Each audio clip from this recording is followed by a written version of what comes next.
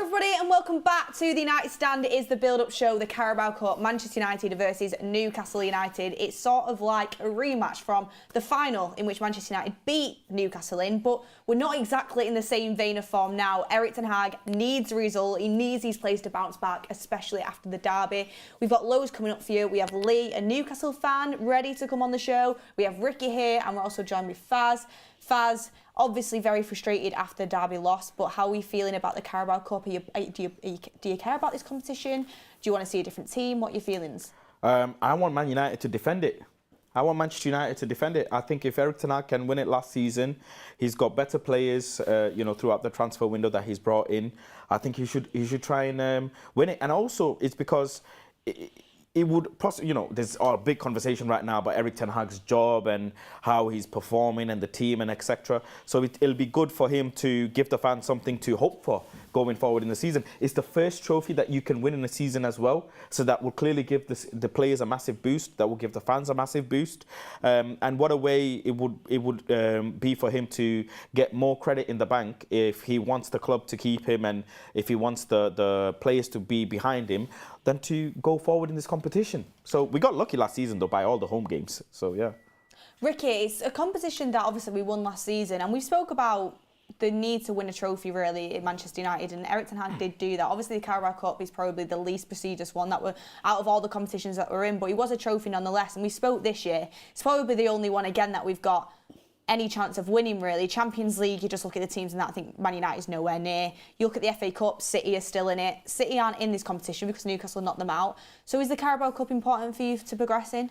Yeah, it's important. I think it's important that we try and get to a final, and obviously once you get to a final, you want to try and win it, don't you? So yeah, it's important in that respect. You mentioned the Champions League. Won't surprise me if we end up in the Europa League and we'd have a chance in that. So I'm not saying I want that to happen, but we might have a chance in two different trophies. I don't think we've got any chance in the Champions League. Yeah, we've not really. But Newcastle are actually in the Champions League and doing quite well. And Lee, I'll come to you. Obviously, you've got Arsenal at the weekend. Huge game for you guys in the Premier League. You've also got Dortmund, is it, again next week? And you need the points after you got beat at home. Quite unlucky 1-0 result for you. But how are you feeling as a Newcastle United fan coming to Old Trafford? I'm assuming you're probably quite confident. I would normally say I'm confident, but I'm a bit worried what team will put out.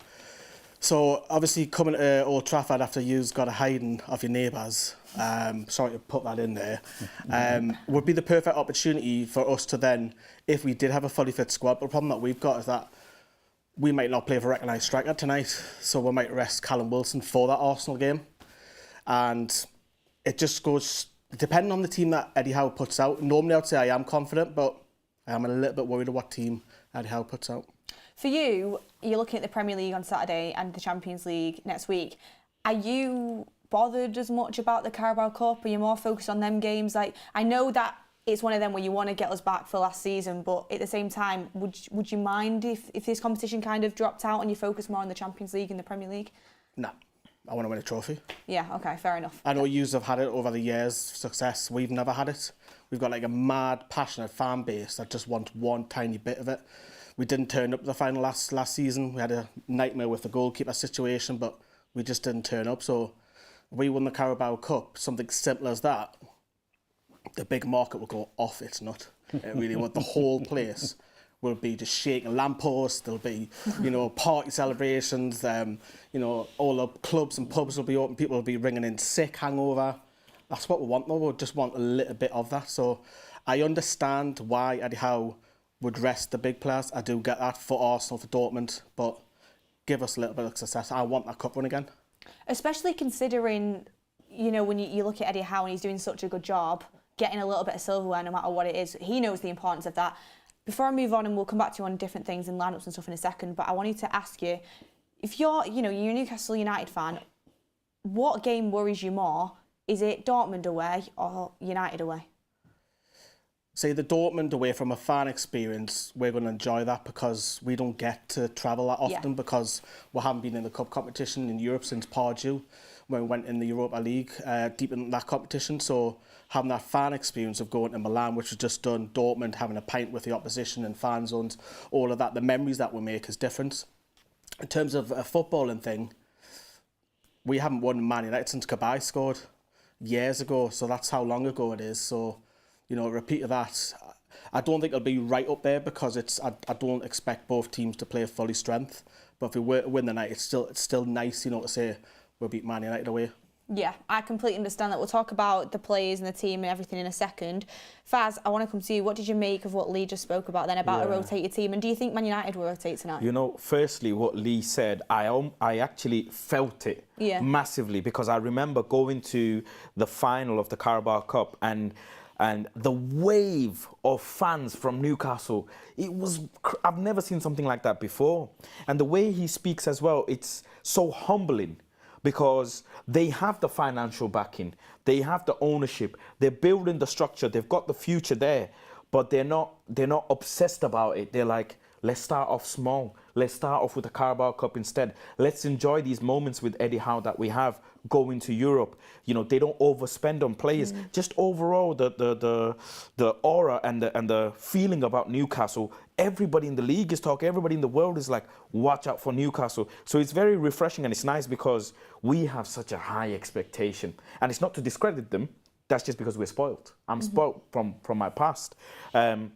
And it'll be great, actually, even though I'm not a Newcastle fan, but it'd be great for the manager and the fans and the club if they could go on the run for the Carabao Cup again, because that shows they are doing exactly the right thing to be able to get to a final in the Carabao Cup. And they've just beat Man City as well in this competition, so you wouldn't want that to go to waste because they're obviously one of the best teams in the world right now. So, I mean, if you did beating us and go on tonight, no one could say you had an easy run because it has been a tough run for you guys. Yeah, but absolutely. Ricky, I wanted to ask you, obviously, you spoke very fondly of Newcastle and the way that they play football and the job that Eddie Howe's doing.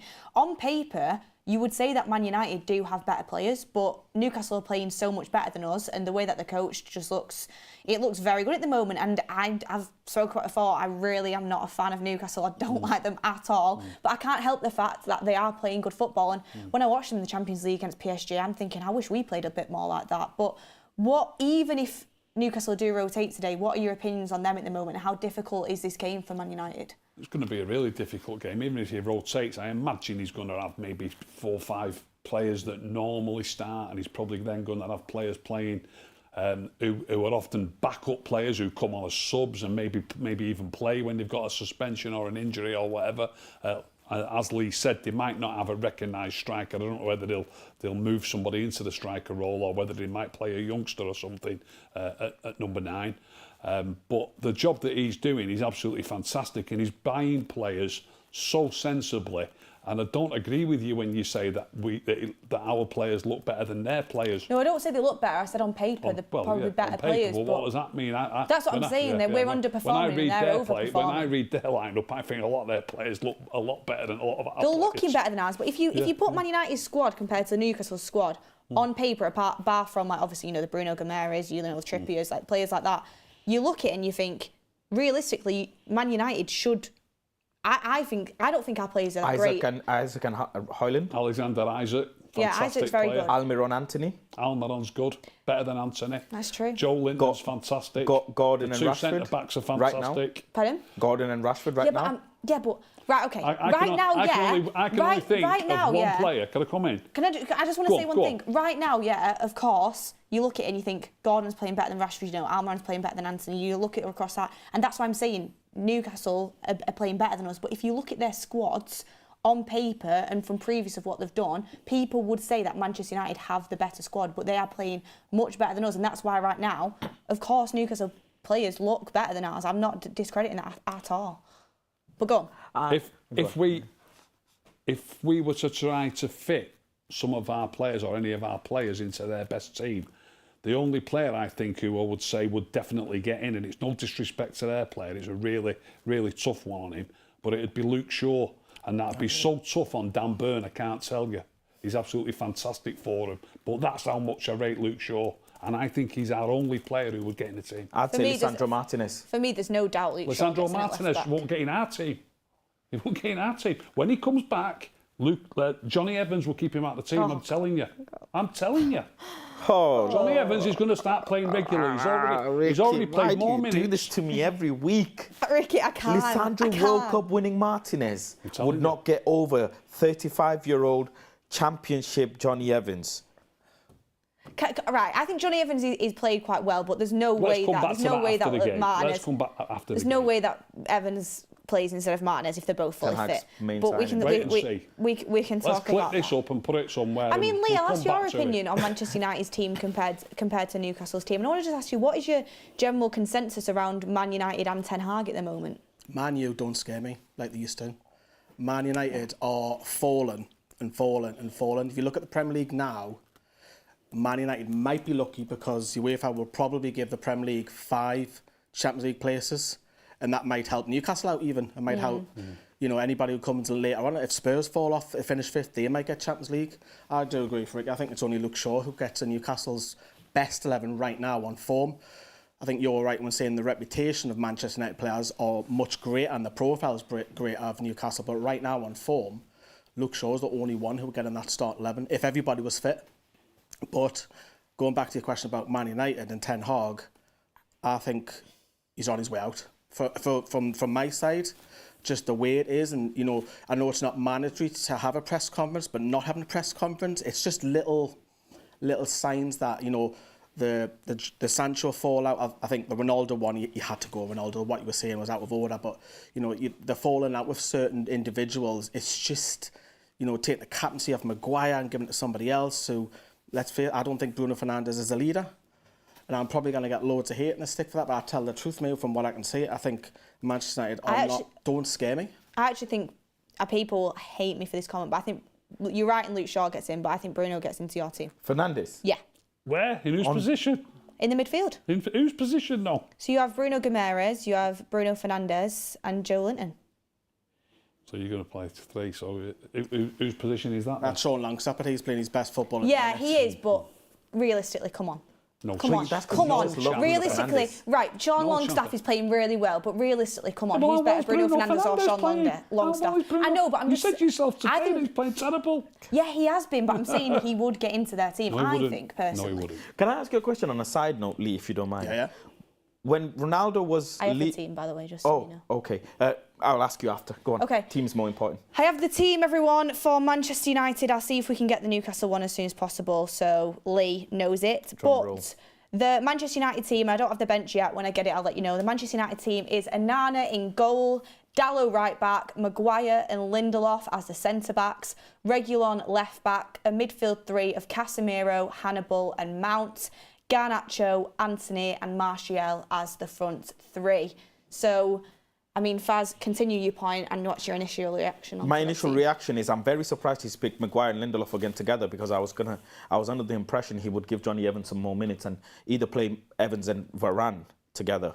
And Maguire, and as good as Maguire's been so far, you know, he's probably in contention for Player of the Month or whatever it is. Maguire and Lindelof together scares me a lot, considering who Newcastle pick in their front line, whether that be Gordon, Almiron or Callum Wilson. Very, very good players in their own right. Very good 1v1. Very good when it comes to being direct. Very good when it comes to holding up the ball, deciding when they pass. So I'm very scared. Reguilon as well is not good when it comes to defensive duties at times as well. He can get caught off.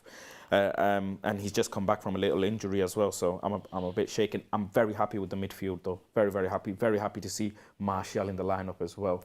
Yeah, I mean, I'll ask Ricky about that in a second, but thank you everyone for getting your chats in, liking the video. Also, if we can get that starting 11 graphic to put on the screen, that'd be good, so I don't have to keep coming back to it for people that are just tuning in. Ewan Black says, member for 40 months, Martial starts and we will win. Simple. Ricky, come on. Ian Nichols, penalties tonight, I think. Also, I saw The Rock, Dwayne Johnson in a Man United shirt today pretending to be Beckham. Maybe he could play up front. Yeah, there are the super chats up till now, but that is the team, everyone. I'm, as well, like you said, I'm happy Martial's starting. He deserves to start. I'm happy that he's rotated. That midfield pleases me. I said if this team gets... It's very similar to the team that played against Palace in the Cup, where arguably was our best performance of the season, where we had... The only difference is Pelestri played on the right, not Anthony, and Varane played in the back line instead of Lindelof. So I'm excited to see what this team does. And if it does well again, and like Ricky said, no matter what Newcastle team gets put out, because it will be a good team either way, then it really does give Ten Hag a headache in what team he's going to pick going into the weekend. But Ricky, your initial reactions on that team? it's a better team than the team that he normally picks in league games, and I only wish he knew it. Palestri, I'm gutted for. He played well in that cup tie against Palace, played really well. You know, I'm not a massive fan of Anthony, but look, he's okay. He looks after the ball quite well. There's not really any end products. He works hard and he looks after the ball. That's the best I can say for him. But I knew that he would play Anthony tonight because he's not getting enough league minutes. He's just come back from the few problems that he had. So he's not getting enough league minutes, and I knew that would happen. And the actual midfield three and the front three, if that's how you want to call it, let's call it the front six. That's the only change from the Palace game in the League Cup. And you're right, that was our best performance of the season so far. And he's made that one change, and I'm not happy with that one change. I wish Palestri was playing, but I'm chuffed Marshall's playing, Garnacho, Hannibal and Mount, and Casemiro's back in as well. I don't think Casemiro's that important. I really don't. He's the least important. But all them other younger players, yeah, they're chuffed. I'm really happy to see Casemiro back in. I thought he played well in that Palace game. I know Ricky has a different opinion, but I really do. No, he played all right. I'm not saying that. I just mean overall his performances this season. I think we'd be all right without him. But the other players that have come in, I'm dead chuffed with. Well, yeah, his performances this season haven't been good, but his best performance probably was that game in the Cup, playing with them sort of players. So I'm excited to see him back. Also, you know, Wan-Bissaka's back in the squad. I know he's not starting, but that's good news for us. But Lee, looking at that United lineup, what are your thoughts? Got to target the defence. I think that centre-back pairing is weak. I think it's a championship back two. Because if you look at it now, I don't rate Lindelof. I don't rate... is it Harry Maguire who's also playing as well? Yeah. You know, it's not the greatest centre-back pairing. I think the full-backs could be... It depends what side we put out. I actually think Casemiro's actually, to put in the lineup, is actually a positive for Man United. Because it's the big profile player, and you expect big profile players to turn up. Like he did in that final as well. Yeah, so I think Newcastle's target is that back line. If we can get pace, get some chances in the box, and we create the most, we score the most, we're top scorers in the league. So it doesn't matter what personnel is in there, we'll create chances, and hopefully one of the lads puts it away. Yeah, I do think the back line's probably the weakest part. I think Maguire's been playing well recently, despite the fact he's obviously not been good for us since we signed him, but I think he's been playing well recently. Lindelof and him together, I just don't think are a good partnership, but I get it, it's the Cup, you're going to rotate. And the Newcastle wingers running it, both Dalot and Reguilon, do scare me a little bit. So I think that is probably the weakest part of the team, but I think I'm happy with the lineup. A lot of people are asking why is Onana starting in the Cup? Bayindir should get a chance. My personal opinion is I get it, like Bayindir's been bought, people want to see him. I completely get that, and you know, keepers sometimes do get that run out in the Cup, but Onana had a really shaky start to the season. He's had like 3 good games in the bounce. I know against City he did concede 3, but he was probably our best player on the pitch, and he had a good performance. I think Ten Hag's thinking is, I want to build on that, I want to keep him in form, and I want to build on that confidence, which is why he's playing, I think. I have a bit of concern about this Onana and Ten Hag situations for him not using Bayindir, and I'll tell you why. Last season, when we were at times playing with a centre-back partnership of, you know, Maguire and whoever, right? Whoever the centre-backs were. The concern and the number one topic was that David De Gea goes long because he can't play the ball out to the feet or distribute it with his feet on the ground. We see Onana go long a lot, and I don't know why the manager... Now we say, okay, because Martinez is not in the squad. Well, even when Martinez was in the squad last season, David De Gea would be going long a lot. Can I just say something? I completely get your point, and Onana has made some poor passes, and he's had spells in games. But 100% Onana's been way better at his feet than what David De Gea has been. And he's made some really good passes. The ones to Højlund in the Man City games were great. The one spun out to Garnacho has been great. There's loads that he's made that have been really good. Yeah, but that's good, okay. But the bread and butter is on the ground. And he's making them. I saw, obviously, City game, for example, making really good passes. But I was under the impression that I would see more of that, especially going towards the midfield, like nice line-breaking passes and him being a bit forward up on the pitch.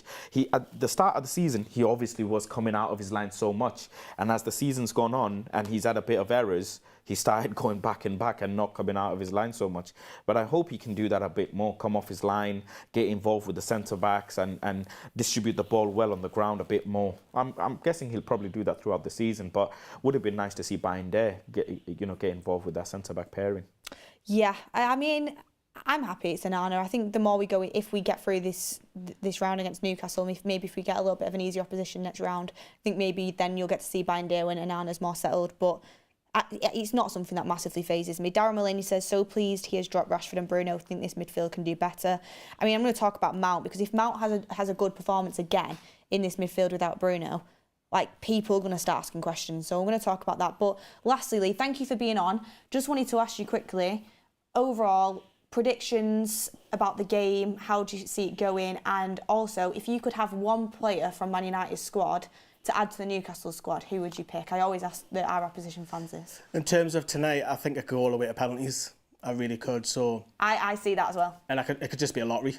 So that might come good, you never know. Or whoever's in goal for us, Dubravka might come back and haunt you. You never know if he plays. But I think it could go all the way to penalties, I really do. I think it could be a pretty dull game, unfortunately. I don't think it's going to be one for the spectators. But if I had to pick one player from Manchester United to come to Newcastle, again, Ricky, it's got to be Luke Shaw to fix the left back long term, because Luke Shaw is a sound left back, and I think he'll fill that void when Dan Burn occasionally gets skinned by pacey wingers.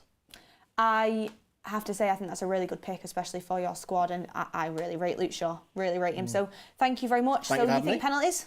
Penalties, I think, it's a lottery, 50-50, toss a coin. But, the cup draws are being unfair with Newcastle, with the Champions League, Man City, Man United. You have had a hard draw, haven't you? Even if we get through, we'll get another big boy, no doubt. Thank you very much for coming on, Ricky. Have we got the Newcastle lineup before he goes? We've not unfortunately. I only have the Man United starting 11. I don't even have the Man United bench, so I would give it, of course, if I had it. But I had a quick question for Lee, though, before I wanted to ask. You know, when Ronaldo had left Man United, there was a lot of talks about Ronaldo maybe going to Newcastle. Yeah. Would you have been happy if Ronaldo had come to Newcastle? As a Newcastle fan, would you have been open to that? No. Right. Okay. Don't want a prima donna. Look at our squad. How many prima donnas have we got? We haven't got any. They're all work for the team. Could you say Ronaldo? No Bruno Fernandes in there, obviously, is there? No.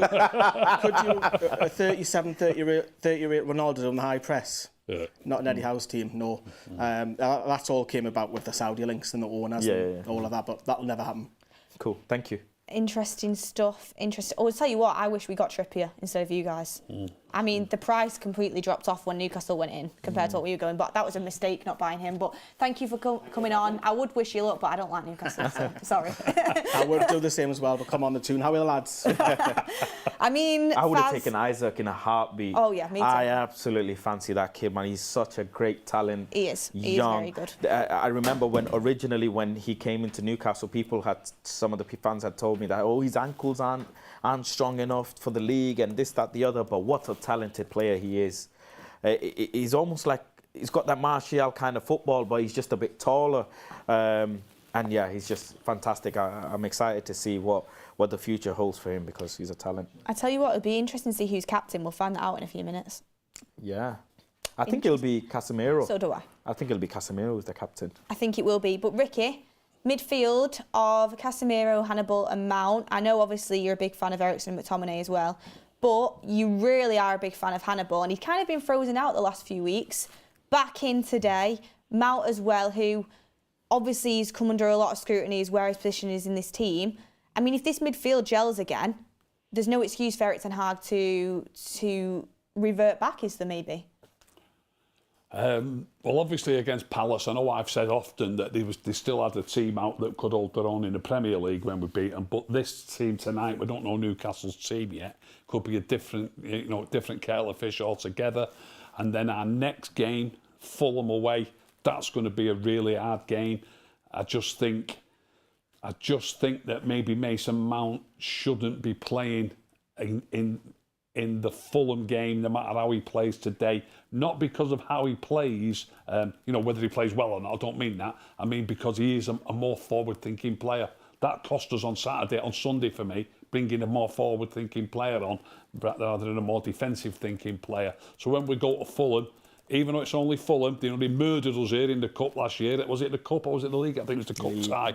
And we were lucky to get past them. Oh, it was crazy, that. If one of them didn't get a red card, we wouldn't have got through. It was a stupid red card. Then they get 2 red cards. They got 3 red cards. The manager got red carded and 2 of the players got red carded. 2 players got red cards. So, but for a stupid person losing his head, I don't, would have been lucky to get through that game. So Fulham away at weekend is going to be a right hard game, and we need either Amrabat or McTominay back in if Casemiro plays again, or McTominay and Amrabat. But we can only play with one player who's going to be like forward thinking. And if Hannibal plays like he's played in the couple of games that he's played, I'd stick with Hannibal. Interesting stuff. DJ Debrell says team up's more balanced, and I think Tony will hold the ball better and allow the wide players to get involved more. PS, when is Mainu back? Mainu played in the under-21s yesterday, so I think Ten Hag just easing him back in. He's not putting so much pressure on an 18-year-old, and that's a good way to go. Mainu's a good talent, we know that, but I don't think there's any rush with him. Mika Simon says, Anana can't play line-breaking passes because nobody in front of him is moving. It's not like... Sorry, I just made that in my head. It's too static. I was going to say it's not like Milan, but it is too static. Jai says, second half, want to see Højlund with Garnacho and Palestri, see how it works. Let me see if the others are coming up on here. Let me have a look. They're all of the super chats up till now. So thank you, everybody, for getting your super chats in. I mean, what I want to see is Højlund come on but play with Martial. We've still not barely seen it, Faz. Yeah, I don't think we're going to see it as well. It's just a like for like that he does with Højlund and Martial. Shouldn't be, though. And he's, well, that's the stubborn manager that he is.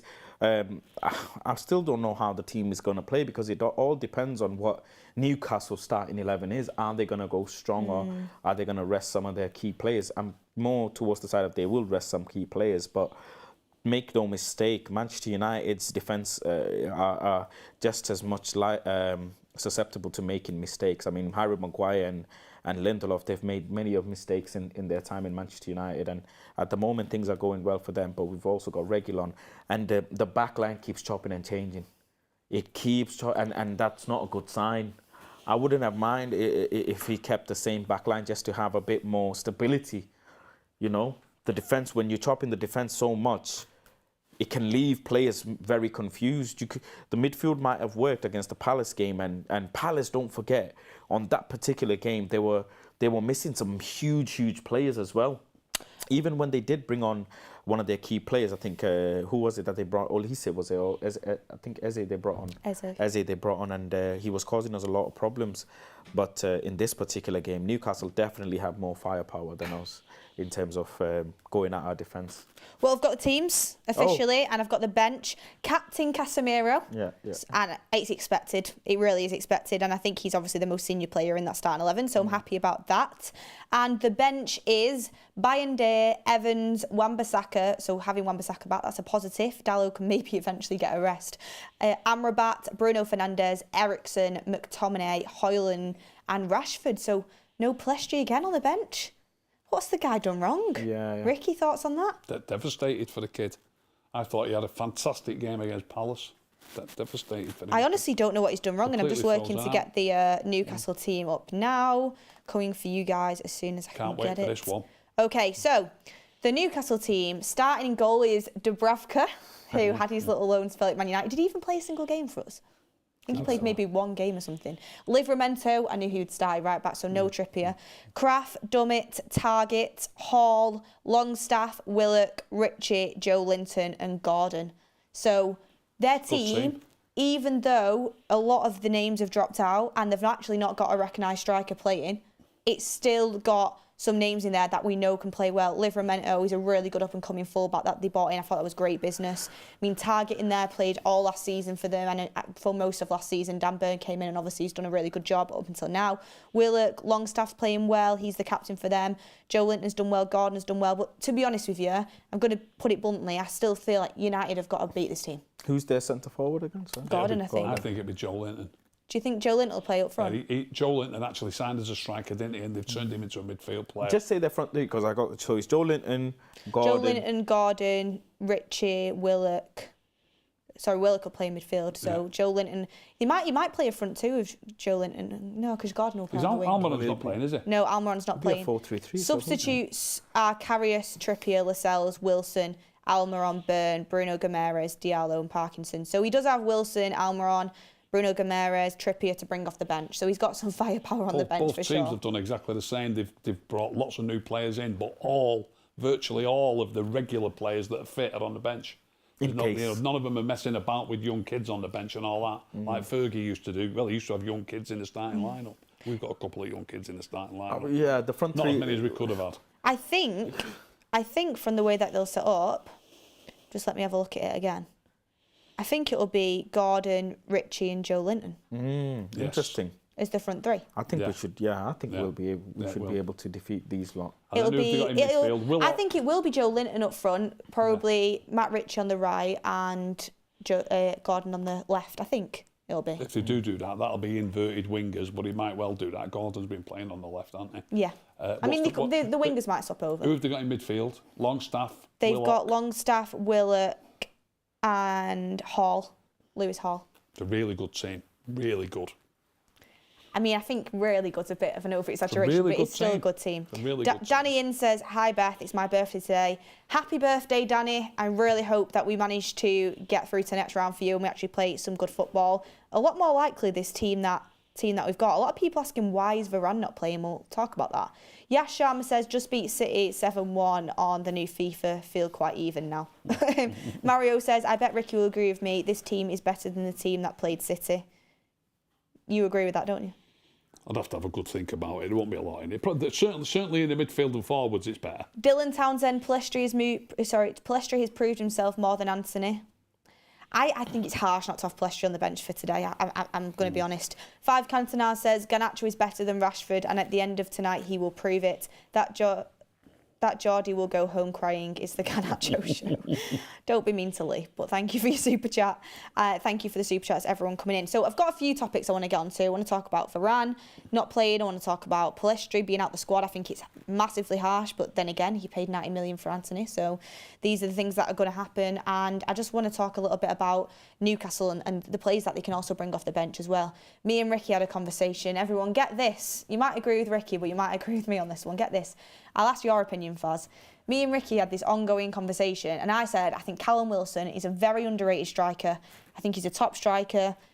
I think if he went, Newcastle are a very good team now, but I think if he progressed earlier on in his career and his injuries didn't get to him, he would have had an unbelievable career. I do think he's very, very good.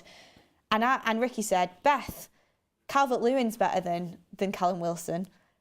And I'm just thinking, come on, Ricky. Calvert-Lewin's like, for me, average level striker. Callum Wilson's like a very good level striker. So get in the comments who you agree with. Ricky, you still going with that? Oh, 1,000,000%. I like Calvert-Lewin. They're buying tomorrow. No. Too injury prone and he's look, one trick pony. He's had his injuries recently. He didn't used to be injury prone. One trick pony. We've had this with Martial, haven't we? I'm just talking about quality as a player when you fit. And Calvert-Lewin playing for the team that's always struggling. And when he plays, they're a miles better team. Miles better team. Look at Everton compared to Newcastle. But I'm not going to look at it from a team perspective. I'm just going to look at player for player. I'm going to go with Callum Wilson. Callum Wilson, I think, is really good. He's got more to his game. Tools in his arsenal to use. I know Calvert-Lewin has had some good times in his career, but just player for player. I'm not going to think about, he's performed in this and he's performed in that and he makes the team better. Just player for player. I just like Callum Wilson a bit more. Yeah, I mean maybe it was a bit harsh saying Calvert-Lewin's average, but I don't think he's great at all. I think Callum Wilson's great. I like Callum But Wilson. Samuel Francis Magula says, why is Ten Hag not trying Amrabat Casemiro chemistry? Hartley TB says, Casemiro captain, thoughts? I'll speak about that in a second. United 85 says, players playing in their actual position. Excited to see something a bit different, already feels more balanced. Yeah, I mean, a lot of people, Faz, are saying this feels like one of the most balanced lineups we've had in a while. Do you agree with that? And also, what are your thoughts on Casemiro being captain? Firstly, yeah, it's definitely balanced because players are playing in their position. But my one concern in the midfield, as much as it's balanced, is who's going to take that responsibility of helping Casemiro when he does need it? Is it going to be Mount? Is it going to be Hannibal? I hope it's Hannibal because he's a bit more physical. He's got a bit more, obviously, energy. Hopefully, he doesn't end up getting an unnecessary yellow card early in the game because we know he loves a strong tackle. And I'd love to see Mason Mount get involved with the front line a bit more. He's had numerous opportunities, Mason Mount, in the short amount of minutes that he's played, but he's been very unfortunate to get a goal, whether that be from block or whatever. So I think that'll do massive confidence. But overall, the team is balanced because, yes, players are playing in their position. So I'm happy with that.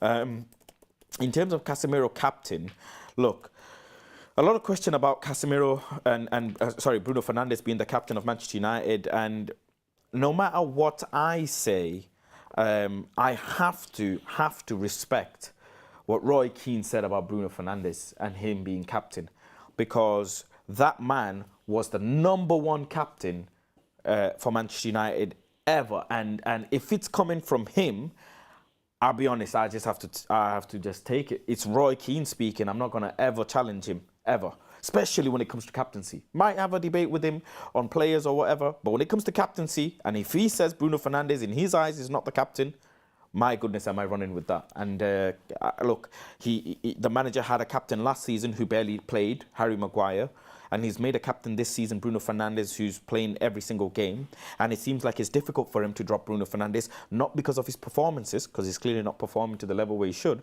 but it's because he's a captain. Why did you do that last season, where you had a captain, you didn't play much, but you're doing different this season? So I think he should have made someone else a bit captain as well, considering the accolades that Varane and Casemiro's had, the games that they have faced in their careers. They clearly have that experience. So I think it should have been Casemiro captain all along. So I'm happy with that. And Casemiro injects a lot of positivity in the team. You see him uplifting players. I remember when David De Gea would make mistakes. Do you really want a captain that gets sent off 3 times in a season? But that might not happen every season. That's happened last season. I like Casemiro, but I'm he's just had saying. suspensions. But listen, Granit Xhaka had a lot of that in him as well. And he had to rein that in. He's not at Arsenal anymore. I know he's not at Arsenal anymore, but fans were getting really on top of him for getting suspended. But a lot of the times, you saw in Arsenal documentaries and stuff, he says, if the challenges I don't make, maybe we concede a goal as well. It's a balance. And yes, the red cards were awful. Some of them Roy Keane got sent off a lot. Some of them we even argue that shouldn't have been red cards. I know. I think it would be harsh to use that against him. I'm just thinking of reasons why he wasn't. Also, I don't think he speaks English, which might be another reason. He speaks English. Oh, he's played. I don't know if he does now, but I know he didn't when he first came in. You know, Bruno speaks. Sorry, do you know Bruno speaks like 4 languages? Doesn't matter. So I'm sure I don't know what languages Casemiro speaks. I'd rather look at it in a completely different light. I agree with what Keno says. I agree with what Faz is saying. I've heard other pundits say it. I think. I saw. What's his face? Foster talking to Mark. Ben Foster. I watched that the other day. Listening to him, he was vehemently saying, if he spoke to me like he speaks to his teammates, I'd get in that dressing room after the game, I'd give him a right piece of my mind. I think he just stopped short of saying I'd fill him in. Do you know what I mean? And that's how I feel about Bruno when I watch him. It disgusts me. So I don't care. That's how bad it is. I don't care who the captain is. It's the wrong question. Get rid of him. Just pick anybody. I disagree. Rio Ferdinand, I don't know if you heard, Ricky, but Rio Ferdinand said we shouldn't change captains at any given moment during the season because it brings turmoil or just imbalance. Right. Can I just say, I disagree with what you guys are saying, but you know that. I really rate Roy Keane. He was one of my favourite ever United players. I think he was an absolutely unbelievable captain. I wish we had a personality like him now in the dressing room. I really do. And I actually really respect him as a pundit as well. I think he's good on Sky Sports. That doesn't mean I have to agree with every word that comes out of his mouth. I just think a lot of people follow this narrative, and yes, Bruno is moany and he is whingy, and recently it's been over the top, but nobody knows what Bruno's doing in the dressing room. No one knows what he's doing on the training ground. We've literally heard from sources within the club that he's absolutely brilliant with the youth players, he's brilliant on the training ground with everyone. I think sometimes it can be a little bit harsh to run with this narrative when you're only seeing one side of the story, but I suppose that's out there for you to see, and you can have your opinion on that. Yeah, but listen, I lap it up when I see. Who remembers? Was it Varane asking Bruno to go and clap the fans? What game was it last season? Was it Liverpool? I can't remember, but if you nitpicking different things, Faz. Oh, I'm not. I also remember when Bruno took the responsibility when Ollie was getting pelters from the away fans and putting all the responsibility onto him. Fair, Beth. Very fair. And I won't nitpick. But I will say, just as a fan, watching 90 minutes of football in the pitch, I just love when a player is picking someone else up. I love when a player's going to my goalkeeper, when a player's going to someone, they celebrate every little tiny thing and I constantly see that from Diogo Dalot and Casemiro and play. Just the littlest thing, you want a challenge, you want a throwing, you want to just celebrate everything. I like that. And I like that. We had that last season though. But Beth, I saw Bruno Fernandes blatantly telling Eriksen, just having a go at him for a misplaced pass. Don't need that. Listen, we all played football. Cheek of it. Absolute cheek of it. And we all played football, right? And me personally, I've never been a professional player. But even if I'm playing football and if someone's hounding me constantly, my confidence is just going to go down and down and down. Can I just say, I get that, and I really want the energy that we had last season. You know, when the back line was like Dallo, Varane, Martinez and Luke Shaw, and everyone was just high-fiving each other, Well, you know, getting in. when we got beat 7-0 by Liverpool. Yeah, but it was our most... Right, OK, one game, Ricky. Come on, everyone reverts back to it. But that back line had some success as well. Can I just speak? One game, it was a brilliant back line across the season that did a really good job. And we actually did really well with that back line in a lot of games. And like you said, Golden Glove, David De Gea got it. The back line is kind of part of that, in my opinion, in the way that we got clean sheets. Sure. So I think that back line was brilliant. I thought it injected so much energy. If I could have a captain, I would absolutely love Varane, by the way. I think, but he's too injury prone for me. He's in and out the team, so that's why I would never have him. I think he's got the complete right aura, the right temperament, the way he gets the crowd up. I really do like him. But I also really like Bruno as a captain. You're saying about complaining and moaning on the pitch. I get it, and Ben Foster respects his opinion as well.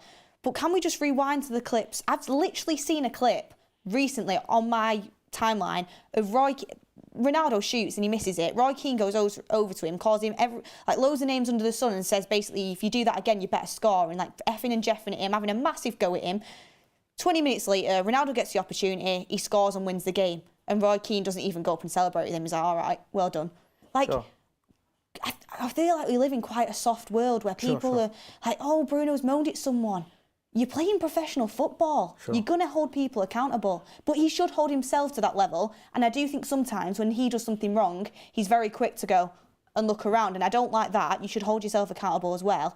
But I think people are massively going in on this Bruno Fernandes narrative. Yeah, I get that. Because I can go tit for tat and say, well, Bruno Fernandes did this with Malacia and then they had to have a word. And we can all unpack situation scenarios. But listen, it's, at the end of the day, the manager clearly picked him as a captain based on what he's seen outside the pitch. A captain isn't just based on the pitch. It's based on what's outside and all the other things that you bring in. So it's okay. If it doesn't work out, then we'll eventually have this conversation on another level. But right now, look, Bruno's not playing today. It's Casemiro. We'll celebrate Casemiro being the captain. Yeah. And I'm happy with that. Steve Parrott says, love the lineup, will keep position and pass better. A lot of people really loving this lineup. By the way, it's very split on the opinion of Calvert-Lewin and Callum Wilson in the chat. Gummy Smith says, we need an enforcer like Keane, but honestly, the type of captain we need is Vidic. Oh, I love Vidic so much. Someone that will put it all on the line without needing to say too much. There is different types of captains for sure. Tony Cox says, Roy Keane used to have a go at players. Come on. Jake Marshall says, those same pundits say the game's gone soft and then moan when Anthony kicks. Not saying it's right, but double standards annoy me. Keane on Haaland, ? Sean Turner says, I don't want to see any Mount-Bruno comparisons after this game. Mount is actually playing the correct position. Bruno gets thrown on the right. And remember, it is a weakened Newcastle side. It's already coming out, Ricky. I don't want the weakened Newcastle side things coming out. If the team plays well, the team plays well. No, that Newcastle team. This Newcastle team, if they play in the Premier League, you need a squad, you need backup. Well, they've got all the first team, most of the first team players on the bench. If this was Newcastle's squad every week and they actually picked this lineup every time it was fit, they would still finish in the top 10 or 12 in the Premier League. I agree. So don't think we're playing against a useless team tonight at all. I've just realised something. Varane's not even in the squad. Oh, yeah. Salah Ahmed says, no Varane in the squad and he didn't even play against City. Why did you keep Plestre in the summer and not let him go on loan if you're not going to play him in these sort of games? Again, a really, really good point. So I think there's something you wanted to ask about the Varane thing. I'm asking you about the Varane thing, Yeah, I think there's something going on behind the scenes. I'll be deadly honest. I'll tell you what's going on behind the scenes. It's plainly obvious to Varane that the manager has already decided that Johnny Evans is the player. I'm telling you, you're all laughing. No. He was laughing at the start of the season. Beth, as soon as he signed, I told you. And he's now played more minutes than anybody. I know they've had injuries, but he's also been selected ahead of him against Manchester City of all teams. Yeah, I think he's played more minutes than any of them, apart from Lindelof, by the way. Firstly, he's clearly, look, last season when Martial had similar injury issues, you saw that the manager eventually got to the point where he's just lost faith. You're getting injured in warm-up against Everton. I remember, limping through. You're getting injured I can't trust you anymore. So that's what's happening with the Varane situation. He's probably got to the point where I completely agree with you. He doesn't trust him to even have him and give him some minutes because there's so many games to play in a season. So I think it's just a matter of him protecting him. But I do also think Varane himself would have a word with the manager, like, you're picking Johnny Evans when I can play. Do you know how many Champions League I've won? I think with Varane, I honestly think he's our best centre-back when he's fit. I really, really do like him. Sure. I do, but I can understand Ten Hag's frustrations because I'm frustrated myself as a fan. Varane quit playing with France, obviously won the World Cup with him, brilliant career. And you thought, that means he's going to be available more for Man United. The amount he gets injured, I wouldn't want to put him into a settled back four because then it's like, well, I'm going to have to change him. My personal opinion is whenever Varane's fit, you should play him and utilise him because I think he's that good. But I'll come to you in a second. Go on. But with Ten Hag, he's probably thought, he's getting injured nearly every other game. I personally think because of the space between the games, I think he wants him to play at the weekend. I think he'll want him to play against Copenhagen. Would not be surprised at all if you see Varane miss out on City and he's missed out, obviously, again today, if he plays on Saturday and then plays again against Copenhagen, just because to rotate the minutes with him. But it is a bit of a strange one. Ricky? It could be proved right, but I'm glad we've started watching the odd game together. I mean, after the game, when you're more relaxed and you can sort of say, so I've watched half a game with you, watched half a game with you. The half a game with you, do you remember I pointed 3 or 4 times that Varane's heading wasn't good enough? Correct. 3 or 4 times I pointed it out. But he should be finding a player and he's heading it up in the air. Or passing it backwards. Yeah, or heading it. One actually came off his head and went to the left back spot when he was trying to head it forward. Yeah. You know what I mean? He's not been that good, trust me. And heading is absolutely vital for your centre-backs. And that's another reason why Evans is better than Martinez. Martinez is 5'8". Martinez is great in the air. What you can't... Not compared to Johnny Evans or Maguire, he isn't. What you can't sort of see or understand when taller players are winning headers easily, it's hard to imagine if he wasn't there what the shorter player would be doing. Do you understand what I mean? They're just winning. Evans is winning headers and heading them to his teammates 2 or 3 times in each half, perhaps. And Martinez won't even be winning the header. He'll be stepping back or maybe getting stuck into the back of the player, maybe giving a free kick away. He can't beat tall players in the air. Evans is winning the headers and heading them to his teammates. It's a vital part of the game. Interesting I'm stuff. going to research that because I know Martinez's aerial duel one is actually not bad, but I'm going to research all of our centre-backs per 90. Yeah, I know we have different opinions. I love Martinez personally, and I think Varane's a great centre-back, but I can understand the injury concerns. Sashin Mercy says, hi Beth, I was watching Beckham and had tears in my eyes when I saw us win the treble. It was a family, a brotherhood, and I don't see that now. Yeah, things have changed massively. I mean, the Beckham documentary was so good because it just gives you a kind of an insight into the past again, and it was so... Man United was just an amazing team to watch and live and breathe now, and it's just completely different now. It was crazy we all to still hear. follow the team because that's what fans do. You know what was funny, Beth? It was crazy to see Sir Alex sat there and be unhappy about a player's selection or player's choice of partner. Oh my God, could you imagine that now? I'm sorry, could you imagine now, whatever, Rashford goes on holiday, goes on his honeymoon with his missus if he gets married, and Ten Hag rings him up and says, look, Marcus, you're going to have to cut it like 4 days short, I need you back. The papers would have an absolute frenzy. Players would come out not happy with the way Erik Ten Hag's treating the squad. It's gone so soft, and it's like you are a professional footballer on... Some of these players are on over 200 grand, 300 grand a week. If my manager's telling me to come home early, I'm coming home early. And it's like players now, they get annoyed if Ten Hag tells them to drive home in the dark. That's what Rangnick thing was. Listen, I'll test 2 things. A few things. One, firstly, that was a winning time. So you can demand things and players will almost have to obey it because it's winning. Number 2, Fergie, not that people have gone soft, which I agree, yeah, people have gone soft, sure. But Sir Alex Ferguson had everything under control. Every journalist, every outlet, every media, every paparazzi, every nightclub, every doorman, every restaurant, the man had it under control.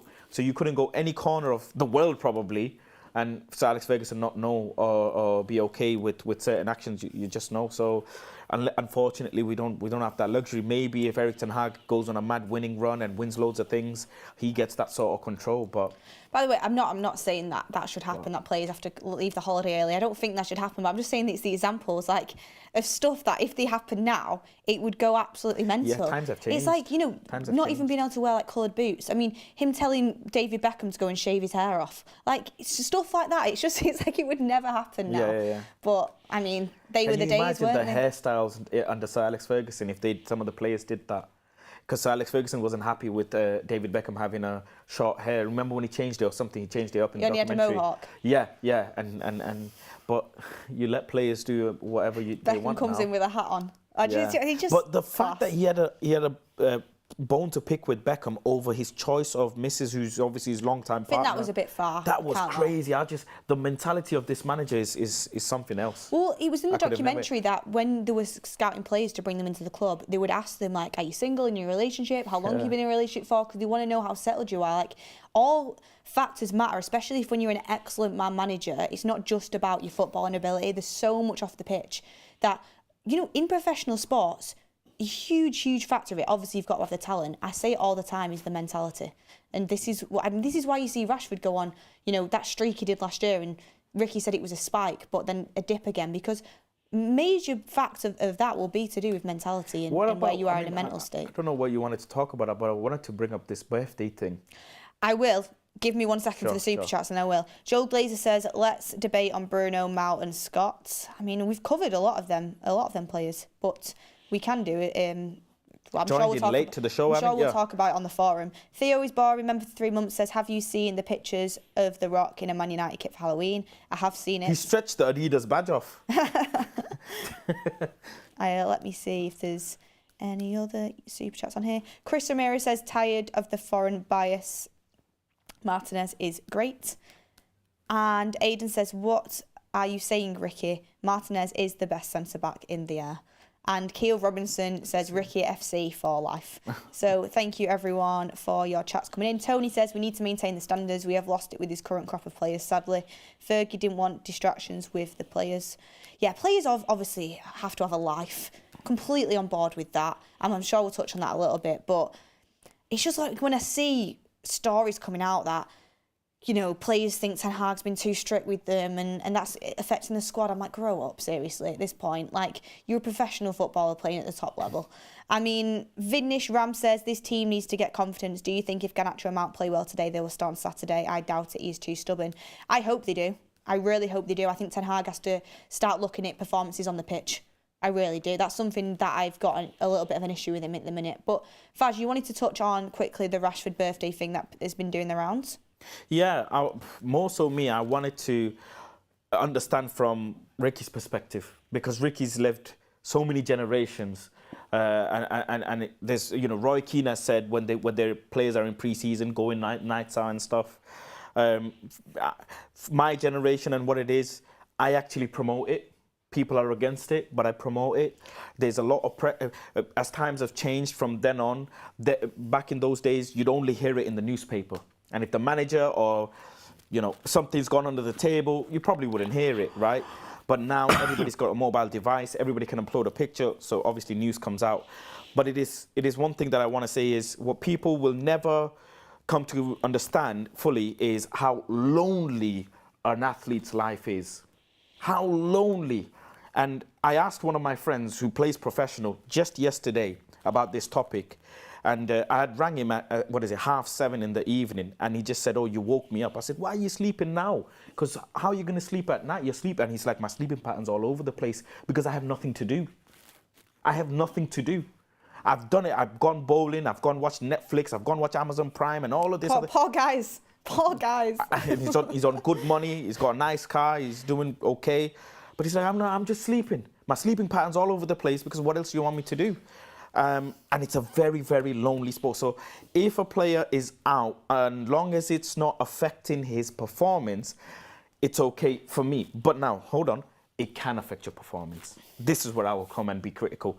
If you are out in a nightclub like I'm just China White because everybody knows what it is. China White's had some good promotion this week. I've been there. I've been in there as well, Faz. Surprised we ain't been together. Maybe someday. I avoid you when I see you. I'm in VIP.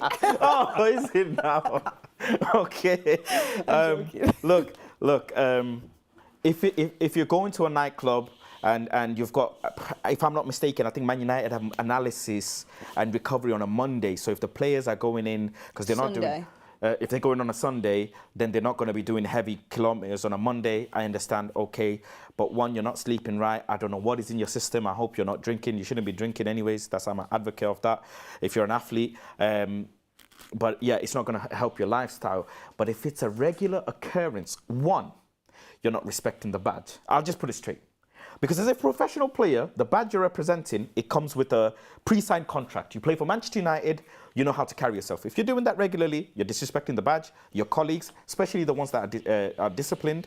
And also, if it's after a derby game, let's be honest, then you know full well what you're doing, right? But Ricky, I wanted to understand from the OGs. It was, can I just say, I am completely with you in the sense, I honestly think as a professional footballer, you've got, I think, an amazing life. You get to play football every single day, and the best, well, you would say the best facilities if you're Manchester United, but that's up for the debate at the moment. Like you said, bowling, cinema, whatever you want to do, you can do it. You've got really nice cars to get to these places in, but that doesn't neglect the fact that you do need a social life. And I'm completely an advocate that footballers should be able to have a social life, absolutely, of course. But there's a difference. I was going to say a saying there that isn't really PG. There's a difference between, going out when you've not maybe got training the next day or you've got a break the next day and, enjoying yourself then. And there's a difference between going out after you've just got smacked up 3-0 in a derby and, I just think there's a time and a place. At the same time, I understand it was a birthday celebration for Rashford. What are the players not supposed to do? Not have birthdays. His birthday was at the same time as the derby. It's a difficult one. I wouldn't mind if he was doing well on the pitch, but he's not. So he's going to get criticised heavily for it. Ricky, your thoughts quickly? I don't mind players going out if they're behaving themselves, not getting, not drinking too much, and as long as it doesn't affect their training and affect their playing, I don't think there's anything wrong with them going out. It's not a good look, like you just said, when you just got beat 3-0 in a derby.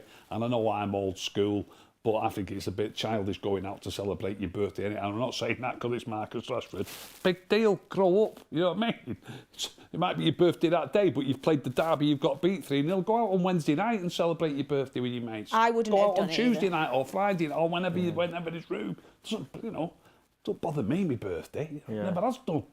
Just to jog people's memory, but a season after Wayne Rooney had talks about going to Man City, he had gone out after a defeat against Man City. A season after he had said, there were talks about him going to Man City. Tell you what, when Rashford does what he does in the United shirt, what Wayne Rooney's did. Yes, I was going to say, obviously Wayne I'll Rooney. be with the show. That was a winning team, yeah. Got to wrap up.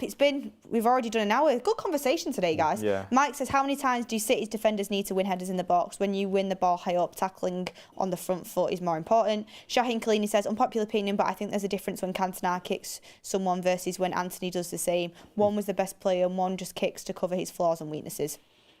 Anyway, Lino Gonzalez says, Bruno hatred is unreal. You would think he plays for one of our rivals. We would gladly take him back at Sporting, says Lino Gonzalez. I love Bruno, Lino, so don't come for me. I'm always defending him.